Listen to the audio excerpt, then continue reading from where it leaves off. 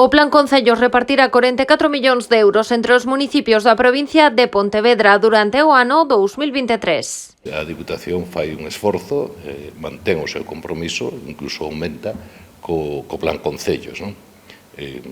O noso programa estrela, o programa no que os concellos poden, saben poden ter uns fondos que son previsibles e que, por tanto, poden contar con eles e organizarse con tempo, non? Como en anos anteriores, os fondos distribuiránse en tres liñas. A unha dos investimentos estará dotada con 30,5 millóns de euros. A segunda será que financie amortizacións, pagos de débeda e gastos e contará cun fondo de 4 millóns de euros.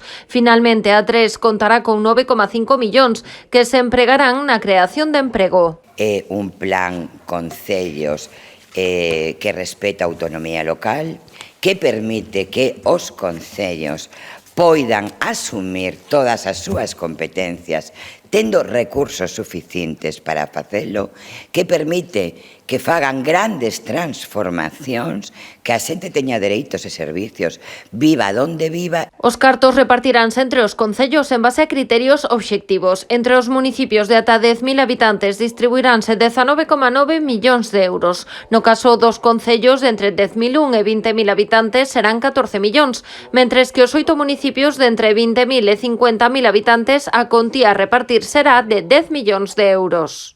Hai unha teima que ten o Partido Popular, que é unha mentira absoluta, non? As cousas hai que chamarlles polo seu nome, e é que nós apoiamos máis aos concellos grandes que os pequenos, e claro, eso non se sostén baixo ningún concepto, non? Poden ver aí con toda claridade como que en máis recursos recibe son os de 1 a 10.000, despois os de 1 a 20.000 e, por último, os de 20.000 a 50.000. Segundo datos da Deputación, dende a súa creación no 2016, o Plan Concellos permitiu financiar case 3.000 obras, realizar 1.400 amortizacións e actividades e crear máis de 7.000 empregos. O plan para o 2023 aprobarase no pleno deste venres.